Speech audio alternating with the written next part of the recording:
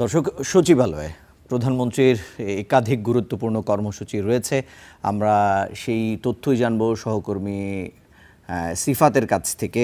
সহকর্মী সিফাত শাহরিয়ার আমাদের সঙ্গে যুক্ত হচ্ছেন সচিবালয় থেকে। সিফাত, আজ প্রধানমন্ত্রীর কি একাধিক গুরুত্বপূর্ণ কর্মসূচি রয়েছে, এখন কি কর্মসূচি চলছে, বিস্তারিত জানাবেন।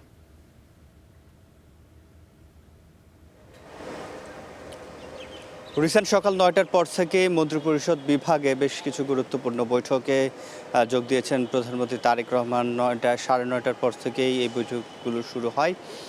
তবে সেগুলোর বিষয়বস্তু এখন পর্যন্ত জানা যায়নি। তবে আমরা আরও কয়েকটি যে বৈঠক রয়েছে সেগুলোর খবর পেয়েছি। ক্ষুদ্র নৃগোষ্ঠী সম্প্রদায়ের যারা রয়েছেন, তাদের নেতৃবৃন্দ যারা রয়েছেন এবং তাদের জীবনমান উন্নয়নে কি পদক্ষেপ নেওয়া যায় সেই সংক্রান্ত একটা বৈঠক রয়েছে। এবং একজন বিশিষ্ট চিকিৎসক রয়েছে। স্বাস্থ্য খাতে কিভাবে আরও বেশি বাংলাদেশের অগ্রগতি নিয়ে আসা যায়, স্বাস্থ্য খাতে যে সকল দুর্নীতি হয়েছে কিংবা সামনের দিনে বাংলাদেশে যাতে মানুষ বিদেশমুখী না হয়ে বাংলাদেশেই চিকিৎসা সেবা নেয় সেই সংক্রান্ত একটা বৈঠক রয়েছে। এবং জানেন, বিএনপি সরকারের ৫ মাস পূর্ণ হবে আগামীকাল। এর মধ্যে তারা ১৮০ দিনের যে পরিকল্পনা গ্রহণ করেছে সেই ১৮০ দিনের পরিকল্পনা নিয়ে তারা কাজ শুরু করেছে, পরিকল্পনা গ্রহণ করছে এবং প্রত্যেক মাসেই কয়েকটি বৈঠক হয়।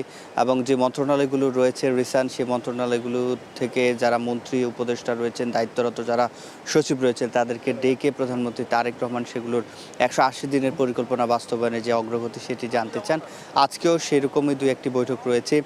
তো এই যে ১৮০ দিনের পরিকল্পনা, তার মধ্যে ৫ মাস হয়ে গেল, আর মাত্র ৩০ দিন রয়েছে। ১৮০ দিনের মধ্যে ১৫০ দিনই শেষ।